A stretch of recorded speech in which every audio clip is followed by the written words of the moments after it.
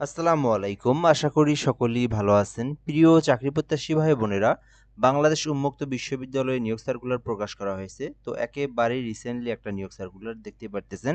22শে ফেব্রুয়ারি এটা প্রকাশ করা হয়েছে।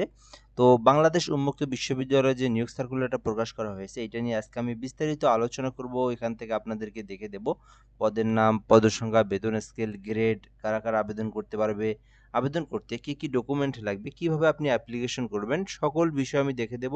সম্পূর্ণ ভিডিওটা দেখবেন শেষ পর্যন্ত, তাহলেই আপনি জানতে পারবেন। আর আমাদের চ্যানেলে আপনি নতুন হয়ে থাকলে বা নতুন দেখে থাকলে চ্যানেলটিতে অবশ্যই সাবস্ক্রাইব করে রাখবেন। বাংলাদেশের সকল সরকারি এবং ভালো, ভালো বেসরকারি নিয়োগ সার্কুলারগুলো আপনি আমার এই চ্যানেলেই পেয়ে যাবেন। এজন্য অবশ্যই আমাদের চ্যানেলটিতে আপনি সাবস্ক্রাইব করে যুক্ত থাকবেন।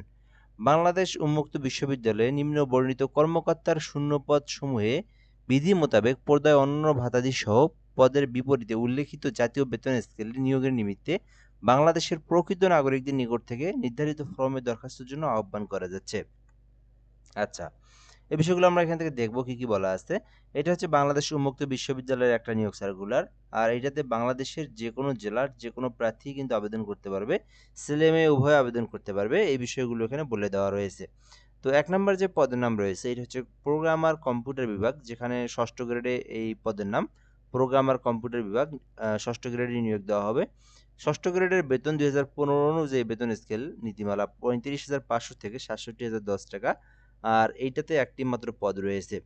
তো যারা এটাতে আবেদন করবেন করতে পারেন। ৩ নম্বরে রয়েছে সহকারী পরিচালক রিসার্চ অ্যান্ড এভ্যালুয়েশন, যেখানে একটি পদ রয়েছে রিসার্চ অ্যান্ড এভ্যালুয়েশন পরিকল্পনা ও উন্নয়ন বিভাগে।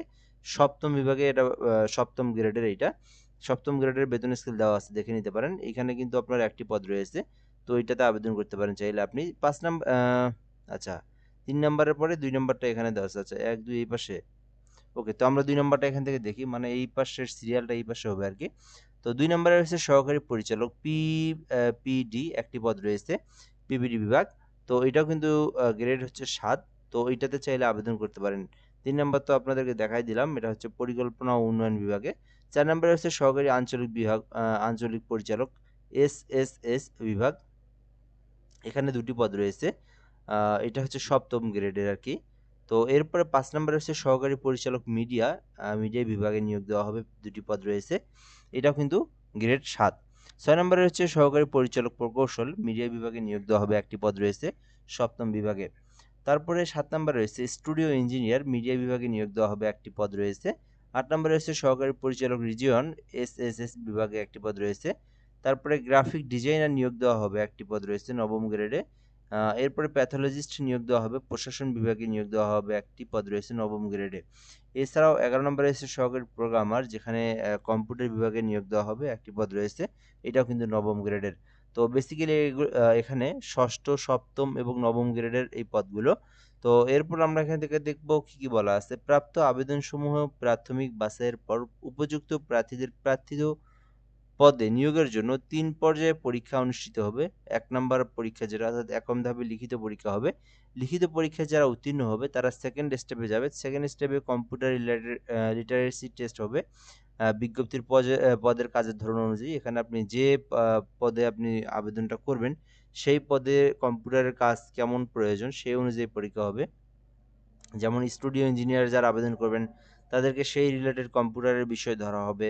এছাড়াও যারা গ্রাফিক্স ডিজাইনার রয়েছে তাদের তো ফুল গ্রাফিক্স বিষয়ে তাদেরকে প্রশ্ন বা তাদেরকে কাজ বা প্র্যাকটিক্যালি বিষয়গুলো ধরা হবে। এছাড়াও যে, যে পদের জন্য সেই পদ অনুযায়ী কম্পিউটার রিলেটেড কাজ ধরা হবে। এছাড়াও এখানে বলা আছে ৩ নম্বরে মৌখিক পরীক্ষা হবে, অর্থাৎ সর্বশেষ যে ধাপটা ভাইভা যেটাকে আমরা বলে থাকি, সকল মূল সনদপত্রগুলো দেখবে এবং আপনাকে ভাইভা ধরা হবে বা ভাইভা নেওয়া হবে। সো এইটাতেও যদি আপনারা উত্তীর্ণ হন তাহলে কিন্তু আপনারা এইটাতে আপনি উত্তীর্ণ হয়ে যাবেন। আবেদনের শেষ তারিখ ১৪/৩/২০২৬ অফিস চলাকালীন সময়ে।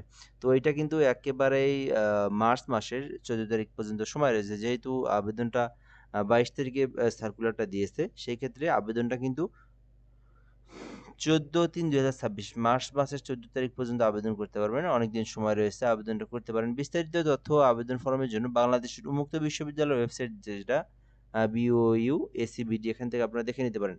তো আপনি কিভাবে আবেদন করবেন, এছাড়া আবেদনের প্রসেস, তারপরে বিস্তারিত সকল ডিটেইলসগুলো বাংলাদেশ উন্মুক্ত বিশ্ববিদ্যালয়ের যে ওয়েবসাইট রয়েছে এখান থেকে আপনি পেয়ে যাবেন। তো কিভাবে কি পাবেন?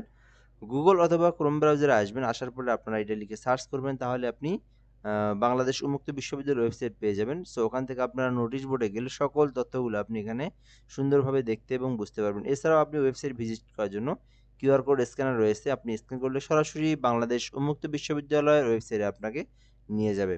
সো এটাই মূলত বিষয়, যারা এই সার্কুলারে আবেদন করতে চান বা এইরকম শিক্ষাগত যোগ্যতা রয়েছে যাদের এই ডিপার্টমেন্ট থেকে বা এই সাবজেক্ট থেকে নিয়ে, তো তারা আবেদনগুলো করতে পারবেন। তো এই ছিল মূলত বিষয়। যারা আবেদন করবেন আবেদনটা করতে পারেন। তো আজকের ভিডিওটা এ পর্যন্তই। নেক্সট ভিডিও দেখার জন্য আবার আপনারা অপেক্ষা করেন। এর পরবর্তী যে সার্কুলারটা আছে আমি আপনাদেরকে আবার জানিয়ে দেওয়ার চেষ্টা করব। ভালো থাকবেন। আসসালামু আলাইকুম।